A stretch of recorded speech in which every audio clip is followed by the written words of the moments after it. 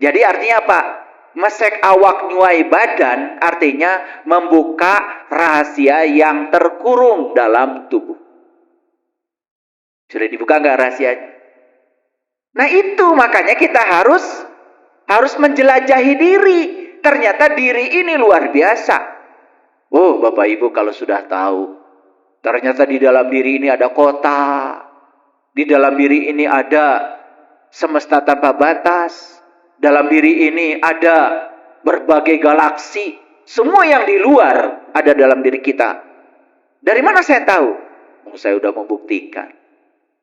Sampai Allah berkata di dalam Al-Quran, aku bentangkan kebesaranku di segala ufuk. Dan yang paling penting, aku bentangkan pada dirimu sendiri.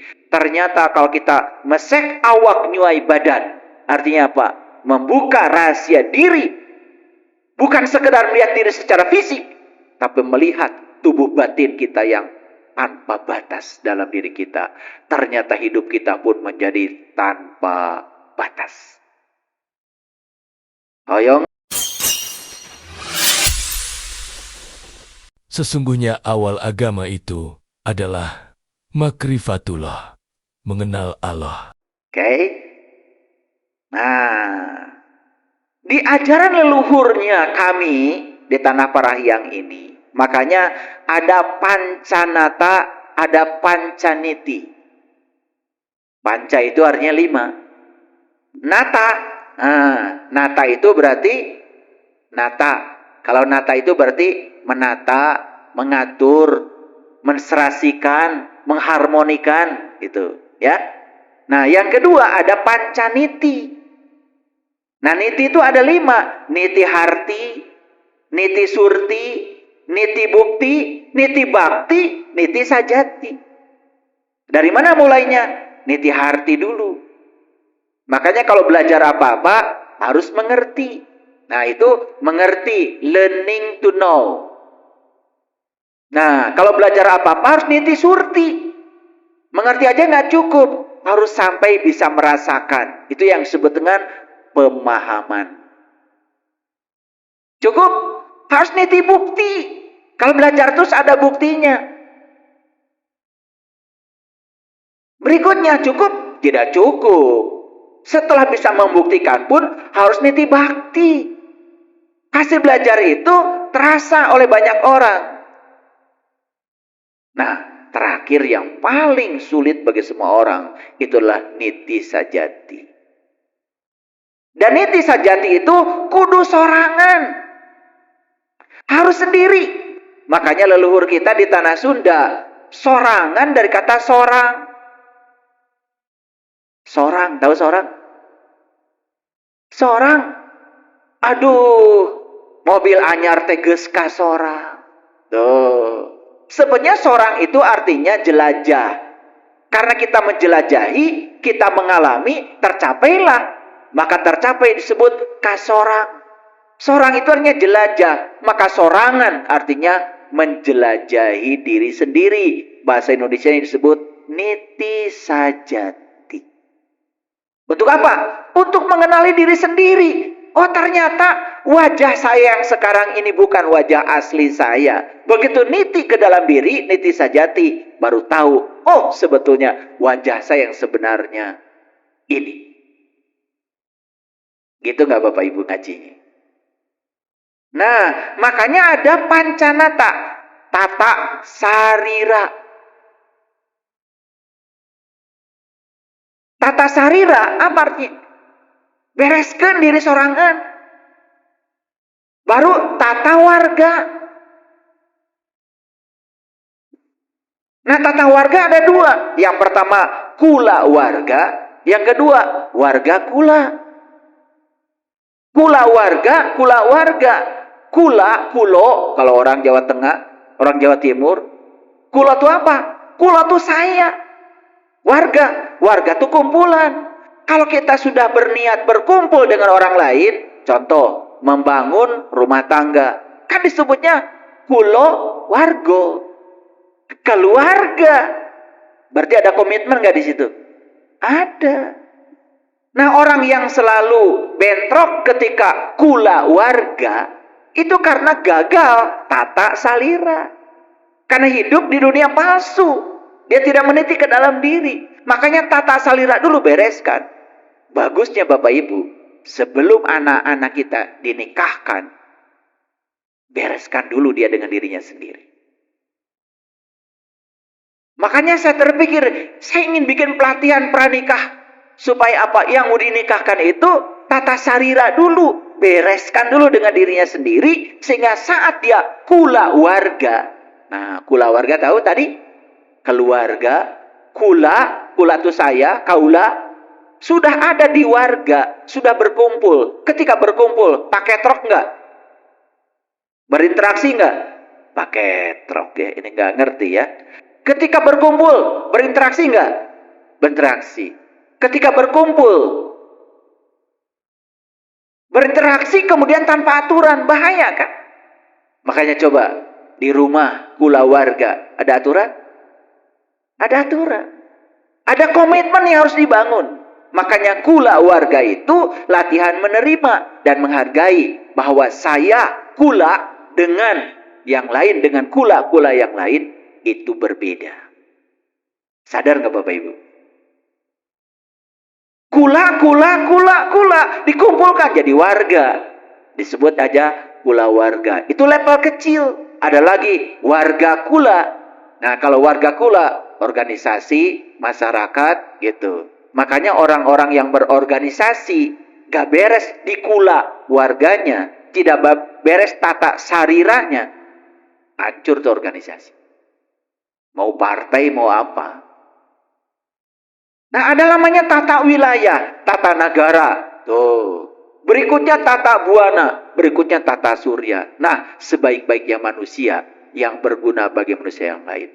Bapak Ibu, tidak akan tercapai tata surya, tata buana, tata negara kalau kita belum selesai dengan tata sarira.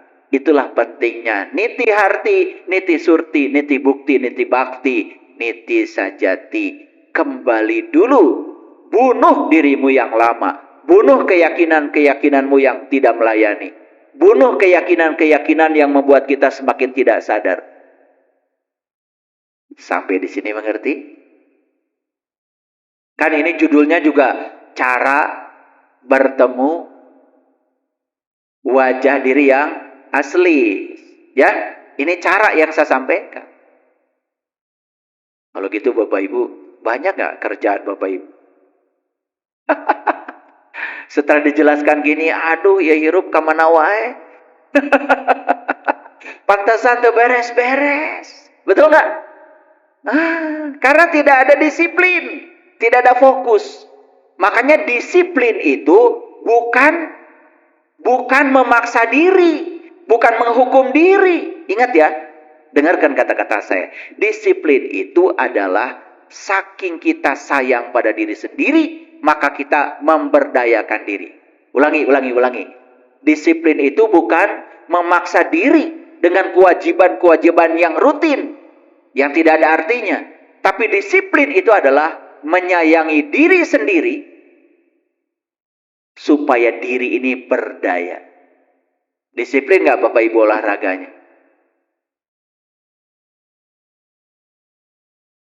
Tuh. Udah olahraga aja gak disiplin. Makanya saya kalau jam 5 pagi habis sholat subuh gak bisa diganggu. Saya lari 7 kilo. Gak bisa. Itu waktu saya. Saya disiplin karena sayang pada diri sendiri. Makan disiplin gak? Tuh kadang-kadang kumaha tuh. Danyah karena diri. Betul gak? Iya. Meditasi disiplin gak? Ibadahnya disiplin gak? Disiplin. Awas ya. Disiplin itu bukan memaksa diri dengan kewajiban. Bukan menghukumi diri. Disiplin itu saking sayang pada diri sendiri supaya diri ini berdaya. Itu barunya disiplin. Apa sih tata sarira? Tata sarira itu ngaji diri. Kata orang Sunda mah mesek awak nyuai badan. Mesek itu artinya membuka, awak itu tubuh. Jadi artinya apa? Mesek awak nyuai badan artinya membuka rahasia yang terkurung dalam tubuh. Sudah dibuka nggak rahasianya? Nah itu makanya kita harus menjelajahi diri. Ternyata diri ini luar biasa. Oh Bapak Ibu kalau sudah tahu, ternyata di dalam diri ini ada kota. Di dalam diri ini ada semesta tanpa batas. Dalam diri ini ada berbagai galaksi. Semua yang di luar ada dalam diri kita. Dari mana saya tahu? Saya sudah membuktikan. Sampai Allah berkata di dalam Al-Quran, aku bentangkan kebesaranku di segala ufuk. Dan yang paling penting, aku bentangkan pada dirimu sendiri. Ternyata kalau kita mesek awak nyuai badan, artinya apa? Membuka rahasia diri. Bukan sekedar melihat diri secara fisik, tapi melihat tubuh batin kita yang tanpa batas dalam diri kita. Ternyata hidup kita pun menjadi tanpa batas. Hoyong te? Sarira disebutnya juga urang. Betul? Karena orang Sunda menyebutnya kayak urang. Betul? Urang. Nah urang itu artinya wadah. Wadah pusaka diri. Dalam diri kita ini ada harta pusaka, ada harta karun yang terpendam. Ini wadahnya aja disebut sarira. Sarira itu urang. Wadah pusaka diri. Bahasa lainnya ruhang, ruhang jadi ruang. Ruang itu kan sebetulnya tempat. Betul? Gitu. Jadi ini tempat. Tempat bagi siapa? Tempat sang ruh dari sang Mahabadi yang sedang dikaryakan di sini. Harus bisa mesek awak nyuai badan sing panggih jeung buktina. Tah, urang mah da ngaji teh can dugi kadinya. Kakara bisa nyalahkeun batur. Betul enggak? Pokoknya batur beda, salah we lah. Sesat gitu. Bari jeung canyao. Gitu ya. Da diajarkeun nya eta daya pelajaranna ngewak ka batur. Padahal pelajaran yang sebenarnya orang Sunda mah nu ngewa pun kudu dipikanya. Makanya pelajaran tertinggi yang paling sulit bagi kita itu adalah nyaah kanu ngewa. Eta. Ari nyaah kanu bager mah biasa. Ya. Eta salaki pika sebeleun kudu nyaah. Sok lah praktekeun. Betul enggak? Pelit, gede amak, urang patut. Bika sebeleun kudunya coba. Da bohongan sorangan atau milih si eta. Ya. Sarira itu ternyata dari kata sa itu tunggal. Ri itu cahaya. Ri itu cahaya diri dari dalam. Kalau ra cahaya luar dari luar. Makanya cahaya ada dari dalam, cahaya dari luar. Makanya sarira itu artinya ya memanugalkan cahaya dari dalam dengan cahaya dari luar. Itu yang disebut dengan hidup selaras. Terus bagi kadinya Bapak Ibu ngaos teh. Dacan karunya teh. Pantes we. Teu boleh ngeluh wae hirup teh nya. Kieu-kieu teuing Gusti. Eta umur geus beak, geus asar. Masih nyari bahagia teh di mana? Tuh karunya teh. Padahal bahagia mah jika nyapu Bapak Ibu. Seperti nyapu, singkirkan aja kotorannya, sisanya bersih. Dah bahagia mah begitu alami, singkirkan aja semua penghalangnya, bahagia. Sok. Mau saya buktikan? Sederhana. Sederhana. Dari mana sumber ketidakbahagiaan? Jodoh. Sederhana kok. Kita ingin orang lain seperti yang kita mau. Coba aja. Kita ingin orang lain seperti yang kita mau. Coba. Begitu orang lain nurut sama kita, seperti yang kita mau, kita akan melekat pada orang itu. Tidak bahagia. Begitu orang lain, apalagi seperti yang tidak kita mau. Betul? Pasti menendam? Oke. Makanya sepanjang kita menendang, mencengkeram, tidak akan bahagia. Bahagia yang sederhana. Terima semua orang apa adanya. Itu aja. Coba aja. Gampang. Dan ngaji dengan saya mah gampang. Asal dipraktekkan. Betul nggak? Dan kita mah jarang praktek ya. Ngaji teh hayo we ngapalkeun. Ya. Hari nulis rajin, hari praktek ente. Ya, tiap ngaos teh sibuk we nulis, betul nggak? Gitu. Karunya teuing ya. Jadi sarira itu tempat pertemuan cahaya dalam dengan cahaya luar. Satu tunggal menyatu. Nah, apa cahaya luar? Lihat saya Bapak Ibu. Bukankah semua makhluk hidup itu mengambil kehidupan dari sini? Lewat napas. Betul nggak? Ada nggak yang di dalam? Ada. Yang di dalam itu harus terhubung dengan yang di luar. Kalau yang di dalam terhubung dengan yang di luar, perhatikan saya. Itu yang disebut dengan manunggal. Oh ternyata yang di dalam dengan yang di luar sama. Ternyata yang meliputi saya dengan yang meliputi semua orang itu adalah yang sama. Cuma meliputi segala bentuk. Coba, mungkin gak kita nyakitin orang? Enggak. Ternyata Allah yang meliputi semesta raya ini, Dia adalah meliputi saya dan meliputi semua makhluk di semesta ini. Gitu. Makanya Allah teh nyalira. Tapi sanes salira. Nyalirana Allah mah nyaliara. Tuh, nyaliara itu meliputi semua makhluk. Allah teh mong hiji, tapi sanes hiji sahiji. Tapi hiji nggak hiji. Jadi orang teh kabeungkeut ku tali. Talinya namanya Allah. Coba lamun orang kabeungkeut ka sadayana. Da moal yang ngewa ka batur. Da ngewa ka batur teh pedah orang ngerasa terpisah, orang jeung batur. Betul nggak? Tuh. Jadi aja pusing. Betul nggak? Berapa keliling pusing Bapak Ibu? 7. Dah pusing mah asal nanti dia. 1, 2, 3, 4, 5, 6, 7. Tuh. Data aya pusing 8 keliling. 7. Betul nggak? Da marane teh pusing teh tinu 7. Betul nggak?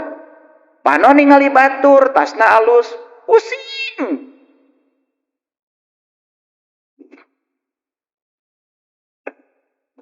Betul nggak Bapak Ibu? Makanya orang tua kita mah aduh saking pinternya kalau ngomong itu nggak sembarangan. Pusing 7 keliling. Muncilah K12.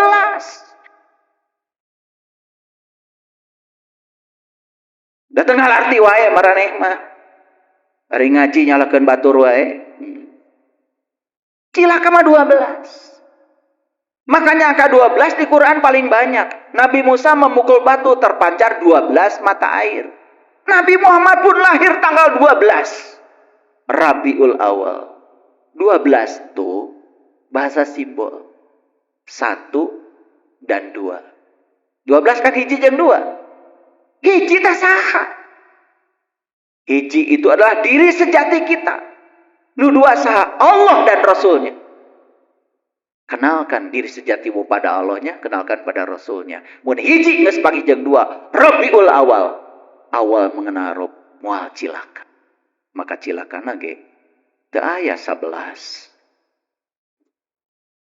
Dia mah mahal teuing nya ilmu teh. Aduh gratis deh.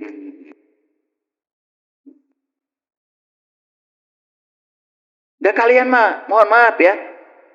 Leluhur kita kalau bicara tuh diperhatikan. Kalau sadar kecil, kritis kalau sadar kecil. Nah, ari lieur, ari pusing 7 keliling. Nah sarua jeung 7 kali tawaf di Mekah. Sarua dengan 7 batu melempar jumroh. Sarua jeung 7 bolak-balik Safa dan Marwah. Karena semua yang membuat kita pusing itu iya nu 7. Sagala anu kadangu pikiran ku maneh. Sagala anu kadeuleu pikiran ku maneh. Sagala anu kaambeub pikiran ku maneh. Nu diomongkeun ku batur, pikiran ku maneh sok rek teu pusing kumaha. Paham? Ngaraos teh ka mana wae sih. Makanya kita tuh ngaji jadi kemana-mana aja. Yang dekat di sini tidak pernah diurus. Padahal sederhana. Kenapa saya pusing? Dari sini. Tadi dijaga, tadi diriksa. Gitu. Mau ya dijaga diriksa, mas. Oh, beres. Makanya begitu pikiran diam, alam semesta akan melayani. Praktekan, praktekan.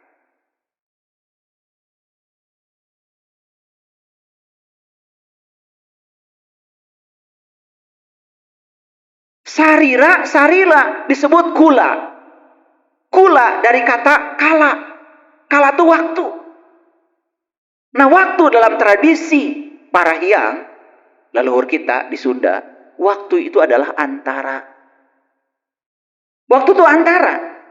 Antara dua kejadian itu waktu. Kala dari dua kata. Dari ka artinya alam. Ya, alam. Alam jadi, atau disebut juga kejadian.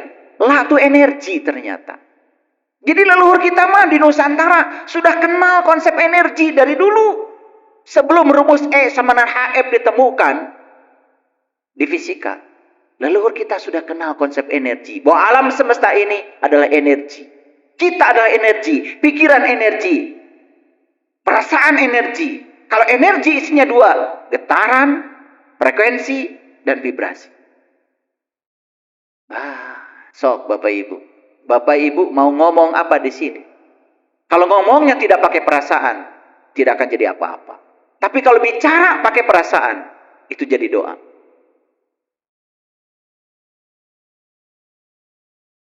Saya baca tuduh ajaran Buhun. Ternyata konsep doa, ajaran leluhur kita itu apa? Menggetarkan pikiran dan perasaan. Kita menjadi sumber magnet yang bisa menarik semua di semesta yang sama frekuensi dengan kita.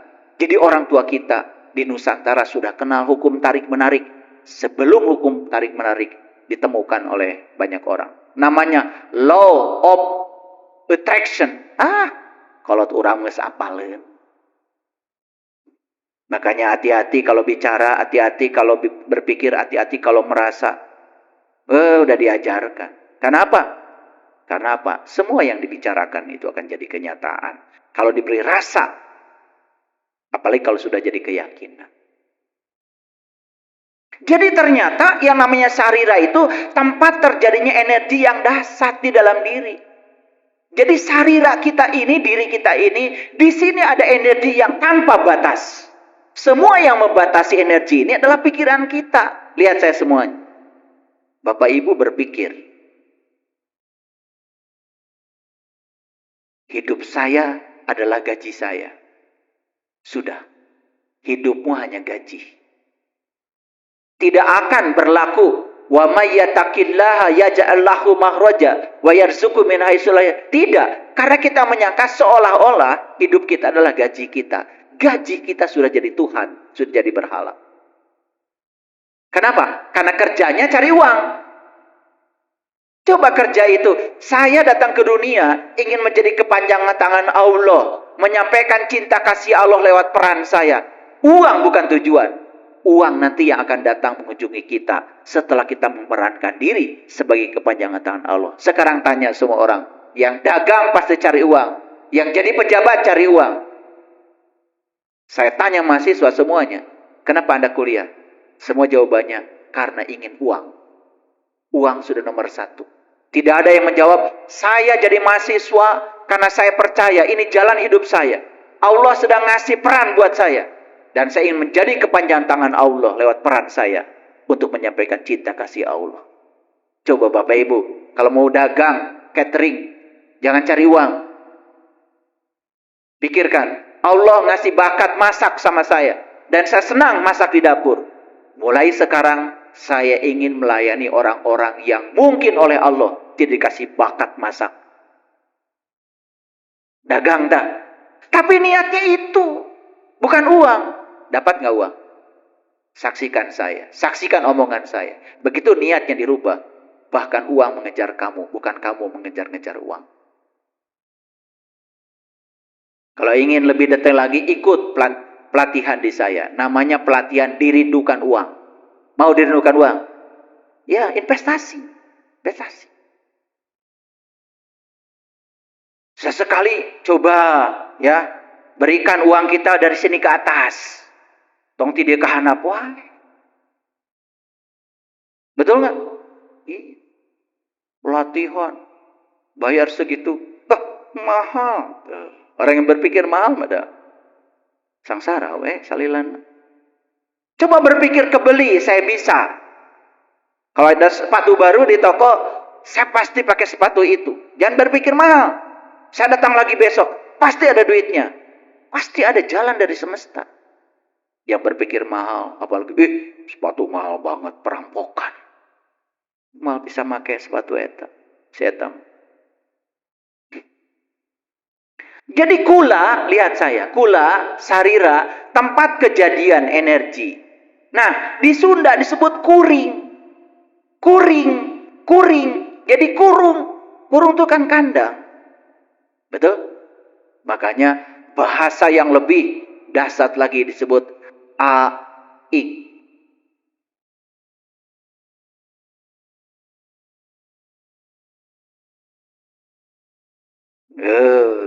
Kalian mah ngerti.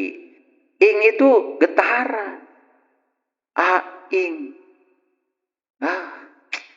Nanti ya saya bahas aing.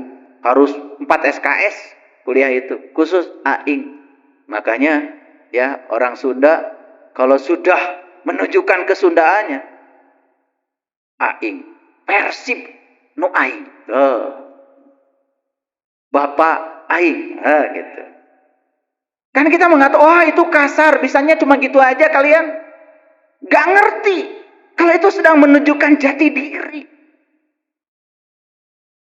Sedang menunjukkan kalimat lana a'maluna walakum a'malukum. Ini kajian saintifik. Makanya ada yang mencemooh saya. Saiful Karim bukan ustadz. Ya kata siapa? Pernah gak saya mengenalkan atau saya menyebut Ustadz Saiful Karim? Enggak. Saya nulis di YouTube Saiful Karim aja. Karena saya bukan siapa-siapa. Bukan kiai. Ya iya bukan. Bukan ulama. Apalagi dandanannya kayak gini. Tapi pendeta. Alhamdulillah. Kan pendeta mah bagus. Betul nggak? Orang yang terpandang di agama Nasrani.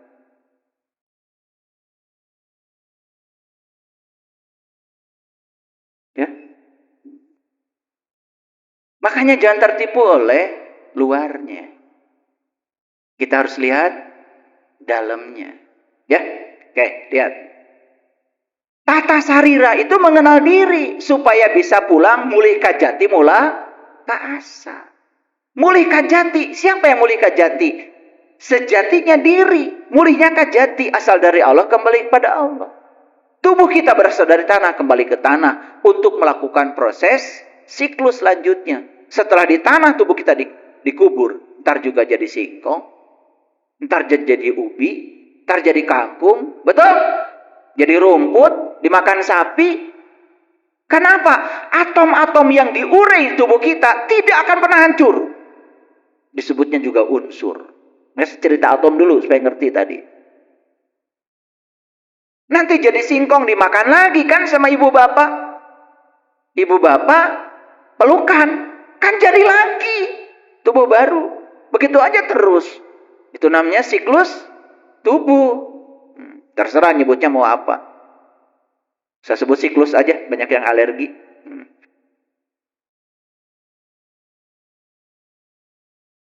Nah, apa hasil belajar tata sarira? Hasil belajar tata sarira itu berdamai dengan diri sendiri. Itu yang disebut dengan sudah selesai dengan diri sendiri. Hasil belajarnya. Kalau sudah selesai dengan diri sendiri, soklah. Mau tata warga, mau bikin kula warga, mau bikin warga kula, mau tata negara, mau tata buana, mau tata surya, beres. Semua konflik terjadi karena kita belum selesai dengan diri sendiri. Bapak Ibu, lamun dites sadayana di dia, wah anu lulus. Selesai dengan diri sendiri, sederhananya begini. Kita ini sudah tidak butuh yang di luar. Kita sudah bisa memenuhi semua kebutuhan dari dalam. Contoh sederhana, Bapak Ibu nih, yang bahagia nate. Kalau yang di luar memuji kamu, bahagia. Yang di luar mencela kamu, langsung jatuh. Itu belum selesai. Belum selesai. Saya tahulah yang di ruangan ini. Semua can beres. Makanya di Sunda itu ada salam. Namanya Sampurasun. Keren leluhur kita. Sampurasun. Sampurna ingsun. Itu doa. Supaya kita ini selesai dengan diri kita sendiri. Itu sampurasun. Maka jawabannya rampes, rampak, beres. Ya kalian mah kalau ngomong teh asal aja. Saya bilang sampurasun, rampes. Naon ibu rampes? Teh indah batur kayak gitu. Dasar area ge di masjid teh nyebutna teh rampes, mun aya sampurasun. Itu doa. Begitu saya bilang sampurasun, sampurna insun. Jawab, rampes. Saya harus beres. Gitu. Ya. Sadar nggak? Nah makanya bahayanya ngaji dengan saya itu ini. Jadi sadar. Itu bahayanya ngaji dengan saya. Oke, lanjut dulu. Nah, makanya kalau orang sudah selesai tata sarira, berikutnya dia ketika tata warga membangun komunitas, baik kula warga yang kecil maupun warga kula yang lebih besar dari itu. Beres. Kenapa? Karena hasil belajar tentang tata sarira dibawa ke dalam tata warga. Kalian ketika mohon maaf ya, berumah tangga, bikin kula warga, si kula bergabung jadi warga, semua membawa egonya sendiri-sendiri. Semua belum beres. Bayangkan ya.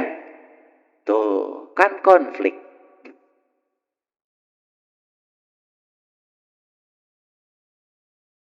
Jadi kula warga itu tempat belajar menerima dan menghargai perbedaan. Hasil belajar di kula warga apa? Akur, jeung dulur, sakasur. Keren ya. Jadi kalau hasil tata sarira apa tadi? Hasil tata sarira.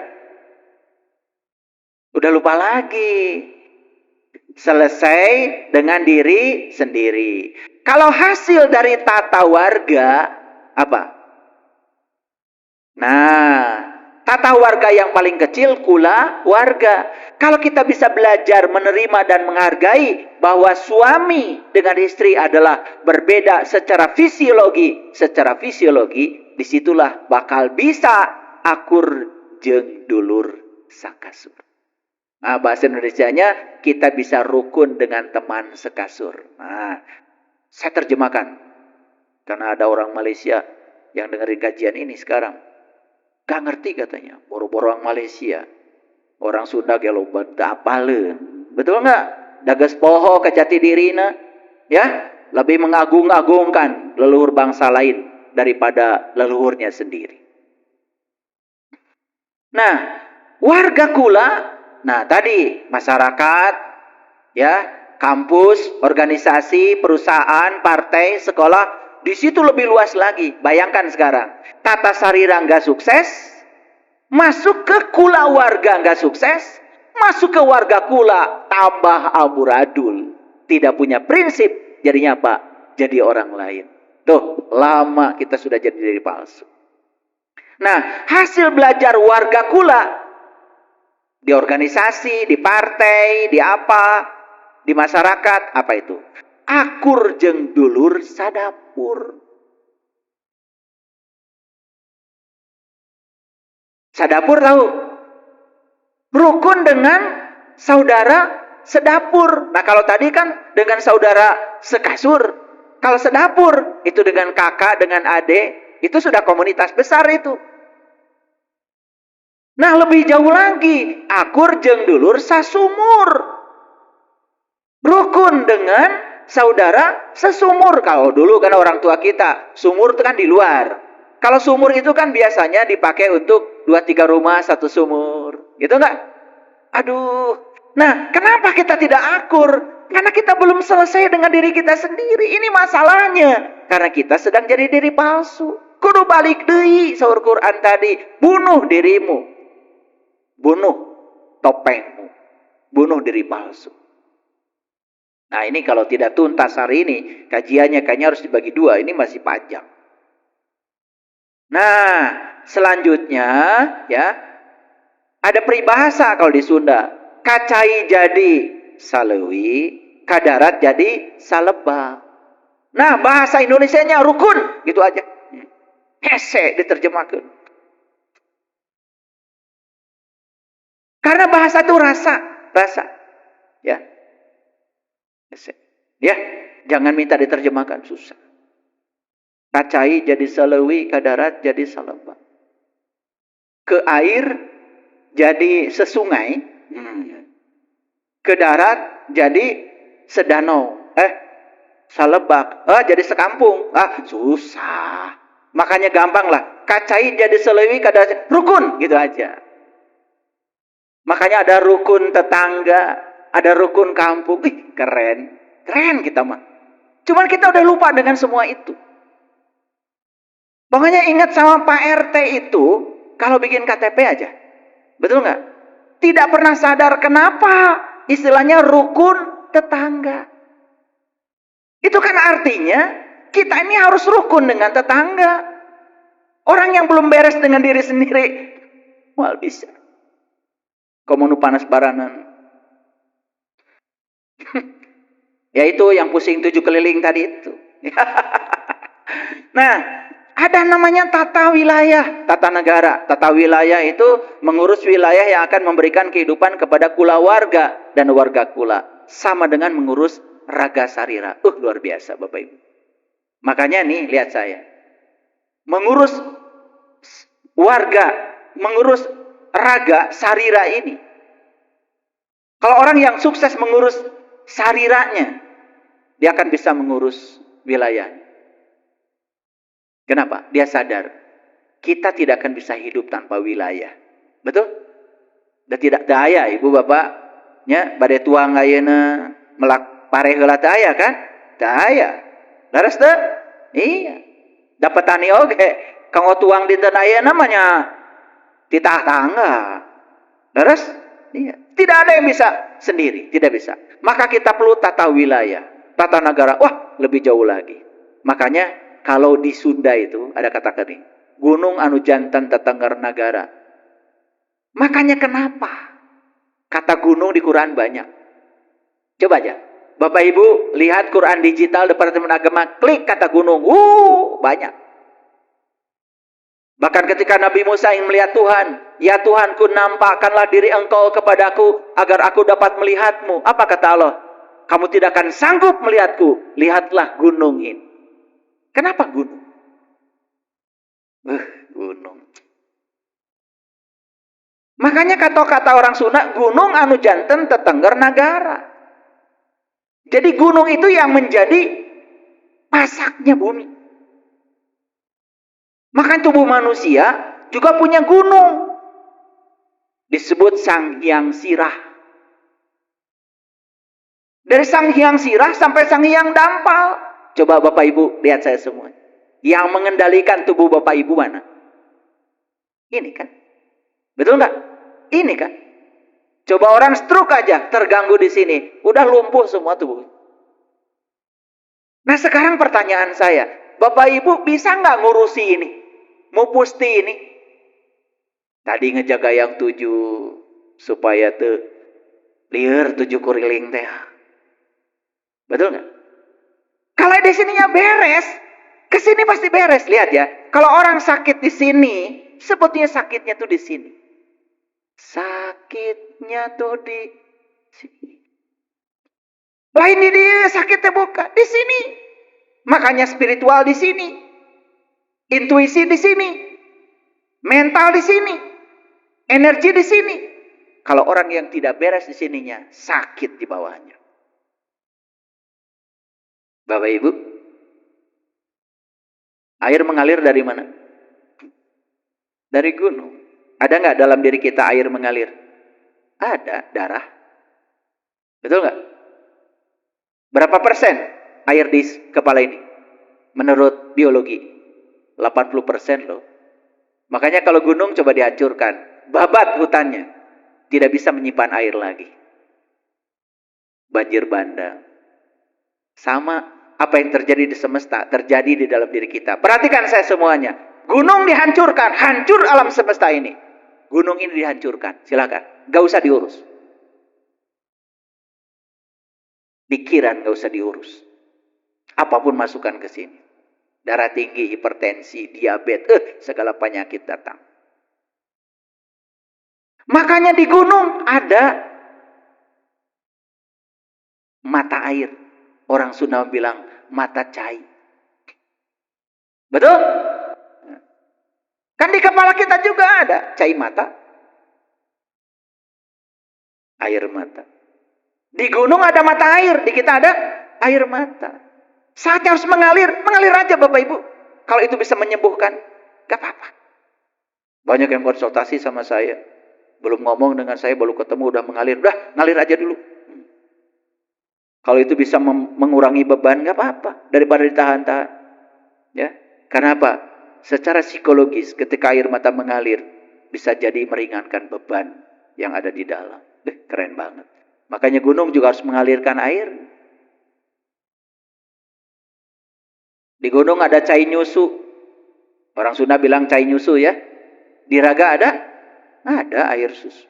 Jadi makanya semua yang ada di alam makro itu sebenarnya ada di alam mikro kita. Cuman kita nggak sadar. Karena kita sudah tidak kenal lagi wajah asli kita sendiri. Makanya lihat Bapak Ibu, ya, semua yang kejadian di semesta yang rusak sekarang ini, sebetulnya rusaknya berasal dari sini.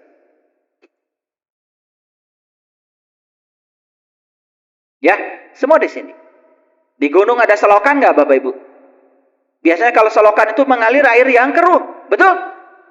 Di kita ada nggak selokan mengalirkan air yang keruh? Ada? Ada, beraku. Perlu dijelaskan. Betul? Iya. Yang keruh-keruh kan dari situ. Dari depan, dari belakang. Kiruh. Berbau teh. Gojengkol. Hebat ya. Makanya semua itu ya dari situ Bapak Ibu. Makanya gunung itu kudu dipupusti. Lihat tuh saudara-saudara kita di Baduy. Dijaga, dipupusti. Kenapa? Sebetulnya leluhur kita itu hanya ingin mengisyaratkan. Jaga dari sini ke atas. Kenapa? Ini adalah tetengger. Tetengger. Ini. Pasak. Mana buminya? Nih bumi kita. Pasak bumi. Di sini pasak. Hebat. Makanya kenapa di Quran banyak istilah gunung? Keren sekali. Keren gak Bapak Ibu? Keren. Namanya ngartos? Harunya. Makanya untuk ngurusin negara ini harus ada pamerentah. Pamerentah. Nah, jadi pamarentah. Jadi sebenarnya istilahnya awalnya pamerentah. Tahu merenah? Merenah itu menata. Nah. Ya, pamerentah jadi pamarentah. Makanya dalam ajaran leluhur kami di sini di Parahiang ada namanya Rama, Resi, Ratu, disebut Tritangtu. Nah, bahasa PMP-nya dulu, bahasa PPKI-nya legislatif, yudikatif, eksekutif kan gitu. Ya, pernah belajar dulu kan PPKN? Berapa nilainya? Niron. Makanya dulu kan kalau PMP itu pendidikan moral Pancasila 5 dan naik kelas dulu. Betul nggak? Masih ingat ya? Ya itu yang zaman dulu nih, generasi apa namanya itu? Kolonial. Makanya ada pepatah dari leluhur kita, ulah jadi pamimpin lamun acan jadi manusia. Sabab dina mimpina bakal ngarusak negara, ngabalangsakeun rahayat. Bapak Ibu, maaf saya bukan menyepelekan. Dulu kalau yang mau jadi pemimpin harus di kalangan ningrat. Dulu harus di kalangan keluarga terpandang. Nah ini harus dibahas nih. Kenapa dari terpandang itu lebih bagus? Karena kan dia dibesarkan dalam atikan, didikan, betul ya? Dari keluarga yang berkesadaran. Nah sekarang yang jadi pemimpin, asal terkenal, tukang TikTok oke, bisa. Walaupun tidak punya kompetensi. Karena yang dipilih sekarang siapa yang terkenal? Yang penting menang. Karena ada muatan di sini. Padahal kata leluhur kita, ulah jadi pamimpin lamun acan jadi manusia. Jadi untuk jadi pemimpin teh kudu jadi manusia heula. Tahu manusia? Nanti baca buku saya di depan itu, menjadi manusia. Baca ya. Baca dulu, beli dulu. Nah itu iklan. Iklan ya. Harus ada iklan. Dari tadi belum ada iklan ya. Harus ada yang lewat dulu sedikit. Nah makanya untuk menjadi pemimpin itu harus memenuhi beberapa syarat. Kudu bener. Kudu bener-bener bener. Soklah terjemahkan. Ya. Harus benar-benar berisi. Gitu maksudnya. Benar-benar bener. Awas, makanya diajar bahasa Sunda. Baru dak aya mesti barisa nyebut bener ge. Betul nggak? Kudu benar-benar bener. Bener itu apa? Harus benar-benar berisi. Nah, bahasa leluhur kita legok tapak, genteng kade. Berpengalaman. Nah, karena sudah berpengalaman, maka dia sudah selesai dengan dirinya sendiri. Makanya ada namanya hasta brata.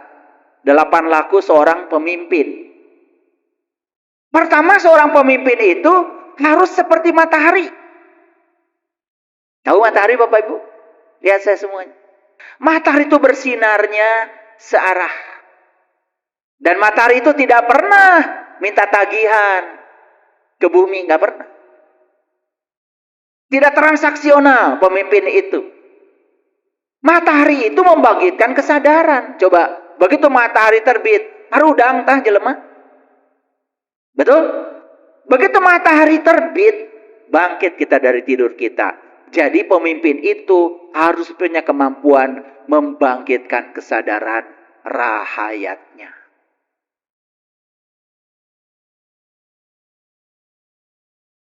Kenapa saya menjelaskan ini? Saya bangga dengan negara ini. Punya sumber daya alam yang sangat luar biasa. Kita ini negara kaya tapi miskin. Padahal banyak negara miskin tapi kaya. Jepang itu negara miskin tapi kaya. Tidak punya apa-apa di sana. Sumber alamnya terbatas. Kita ini negara kaya tapi miskin. Kenapa? Ini masalahnya adalah masalah pemimpin. Korupsi sudah merajalela di semua sektor kehidupan. Mengerikan. Luar biasa. Bahkan kita jadi permisif. Setiap ada kejadian begitu permisif. Kita mudah melupakannya. Saya baru mendengar seorang bos besar di China, pengusaha besar, dihukum mati karena korupsi. Kita tidak, sangat permisif. Yang kedua, pemimpin itu harus seperti bulan. Tahu bulan? Kapan bulan datang? Ketika gelap datang, dia menjadi cahaya. Makanya kenapa dulu, zaman dulu, untuk jadi bupati, untuk jadi gubernur dulu, zaman dulu, harus dari kalangan ningrat. Kenapa? Orang yang sudah selesai dengan dirinya sendiri. Kekayaannya sudah cukup, ilmunya sudah cukup, dan dia siap menjadi pelayan bagi rakyatnya. Bukan ingin dilayani rakyatnya. Dibalik. Ini harus saya bahas, karena ini ajaran leluhur, ini ajaran Nusantara. Dan semua orang harus mendengar ini. Saya tidak punya kepentingan apa-apa, karena saya bukan siapa-siapa. Tapi saya adalah rakyat Indonesia yang cinta tanah air. Saya harus bicara ini. Pemimpin itu harus seperti bintang. Tahu bintang? Bintang itu selalu dijadikan arah, kompas, penunjuk arah. Dulu kalau orang melaut, yang jadi penunjuk arahnya bintang. Pemimpin itu harus menjadi penunjuk arah. Bukan sekadar arah kehidupan di dunia. Termasuk arah untuk kehidupan pulang. Rakyatnya mulihkan jati mulang kasa. Makanya kudu legok tapak genteng kadek. Harus benar-benar benar. Cok. Benar ilmunya. Berisi. Benar kebijaksanaannya. Benar kesabarannya. Benar hartanya. Akan korupsi. Dan semua orang yang korupsi itu adalah orang-orang yang kekurangan.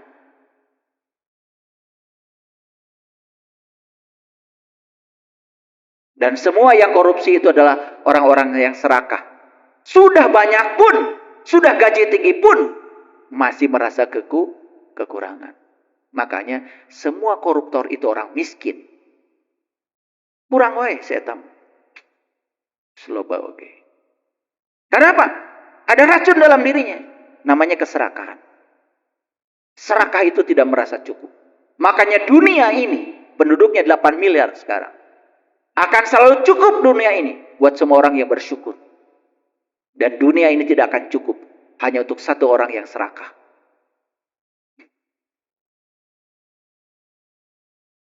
Yang keempat, pemimpin itu harus memiliki sifat air. Tahu air? Coba Bapak Ibu, air masukkan ke wadah. Dia akan memenuhi wadah itu. Dan permukaannya selalu datar, apapun wadahnya. Selalu rata. Dan air itu sebagai sumber kehidupan. Pemimpin itu harus rata. Jarang ada pemimpin mau berkunjung ke rumah-rumah rakyat. Jarang. Jarang.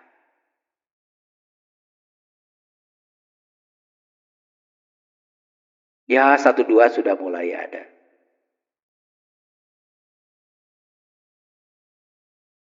Pemimpin itu harus memiliki sifat api. Tahu api? Api itu, coba kertas, bakar. Habis itu sama api. Api itu punya sifat selalu tuntas. Pemimpin itu harus memiliki sifat seperti gunung. Tahu gunung? Oh, gunung itu lambang kegagahan. Teguh pendirian. Pemimpin itu harus punya seperti angin. Sifat seperti angin. Tahu angin? Coba sekarang. Ini ada angin nggak di sini? Ada. Angin itu mendatangi semuanya. Ada nggak yang tidak kebagian angin sekarang? Nggak ada. Angin itu selalu mendatangi semuanya. Tidak pilih kasih. Pemimpin itu harus memiliki sifat seperti tanah. Tahu tanah Bapak Ibu? Tanah mah dijejek, diinjek, dipacul. Tetap aja memberikan kehidupan. Tuh. Jadi pemimpin itu mau dihina, mau diapa, tetap saja memberikan kehidupan. Ada nggak kira-kira 8 laku seorang pemimpin itu hasta berata di pemimpin kita saat ini? Ada? Ya. Makanya Nusantara sedang bangkit. Makanya orang-orang yang punya laku seperti ini sudah mulai bermunculan. Walaupun belum banyak. Ya. Bapak Ibu yang saya cintai. Bagaimana supaya kita segera kembali ke wajah asli kita? Bagaimana latihannya? Pertama, Bapak Ibu, sadar akan potensi diri dan mencoba untuk mengaktualisasikan potensi itu. Karena diri kita ini potensinya tanpa batas, tanpa batas.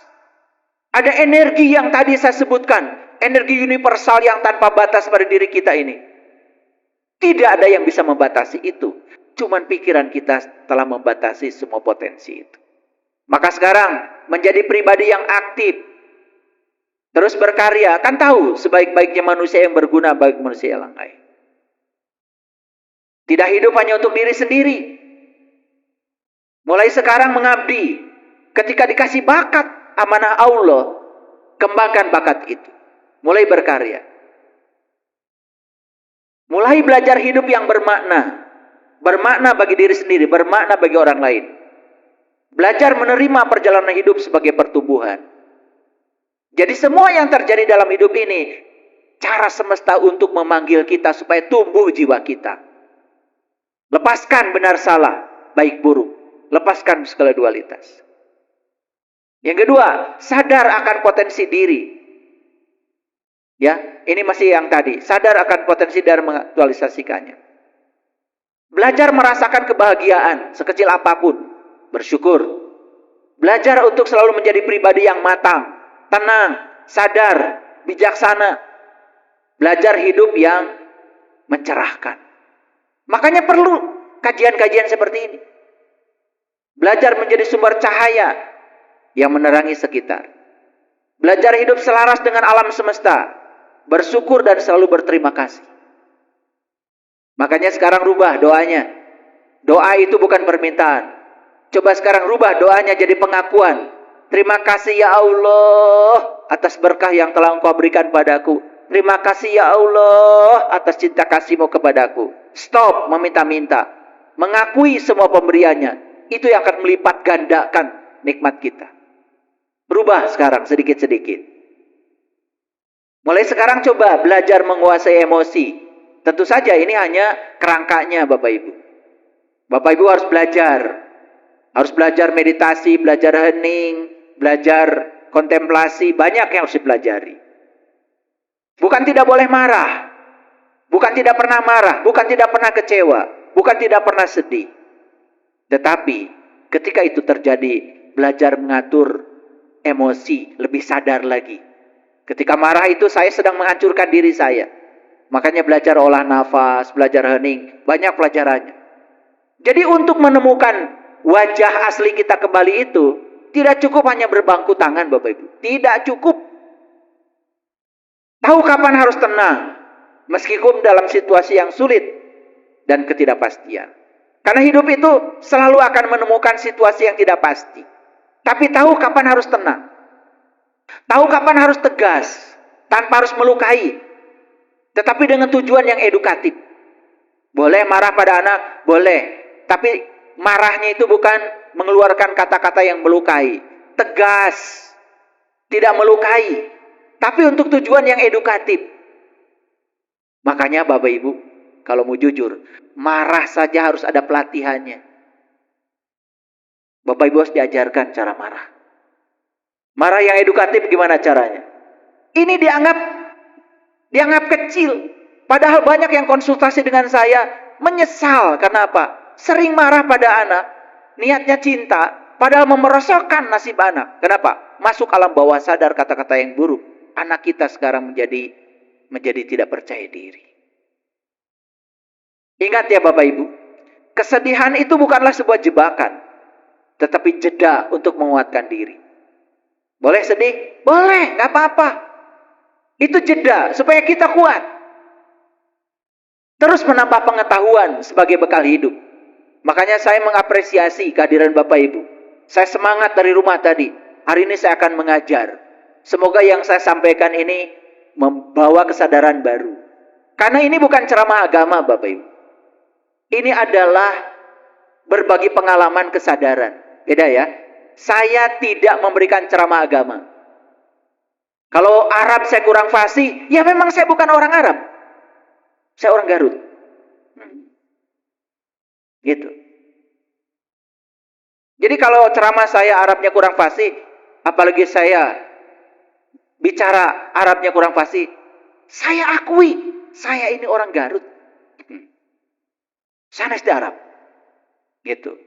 Makanya saya mohon maaf kalau saya kurang fasih.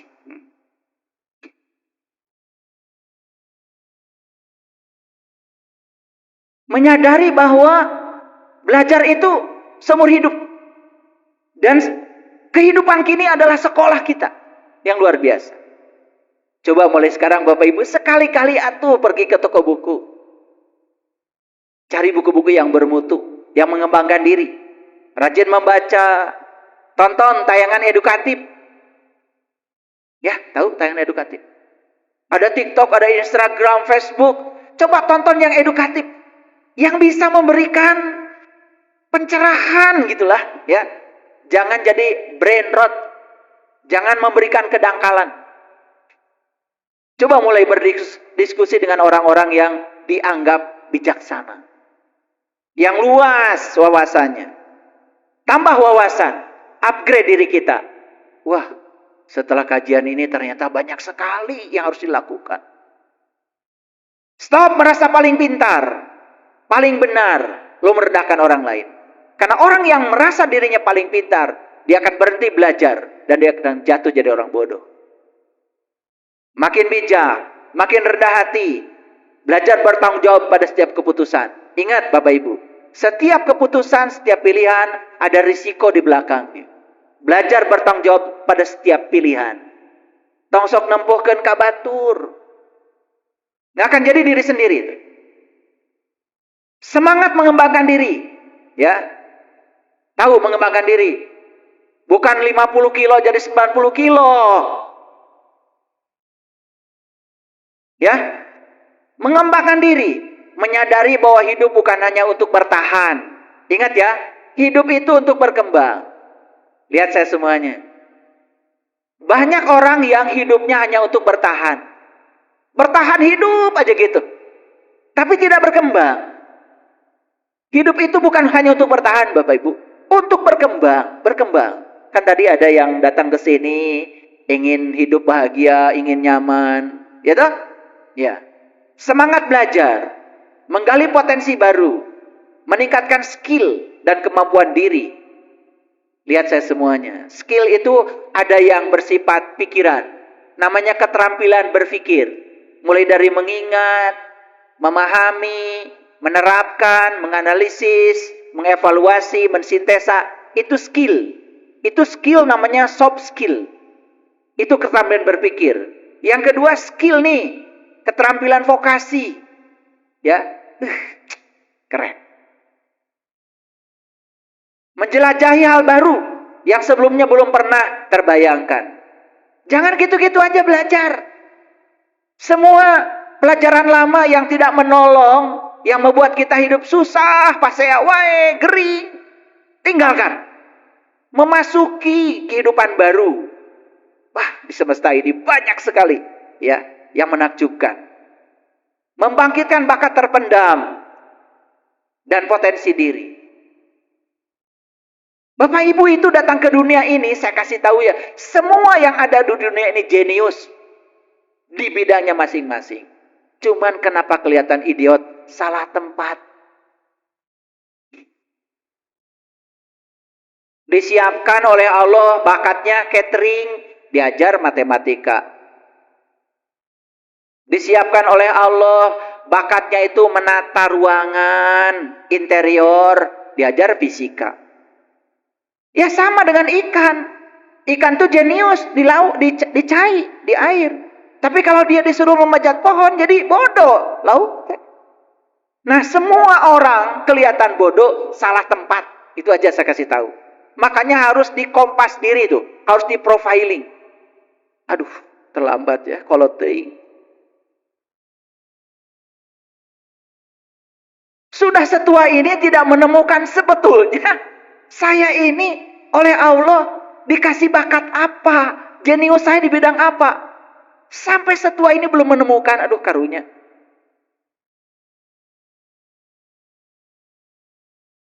Memiliki disiplin yang tinggi. Ingat saya bilang tadi, disiplin bukan memaksa diri. Disiplin bukan memenjarakan diri. Disiplin adalah memberdayakan diri demi cinta pada diri kita sendiri. Oke? Mulai sekarang, afirmasikan diri dengan hal positif. Stop bicara yang tidak diinginkan. Stop bicara yang tidak diinginkan. Bicarakan mulai sekarang yang kita dambakan, yang kita inginkan dalam hidup. Karena semua yang dibicarakan akan jadi kenyataan. Disiplin menjaga kualitas pikiran.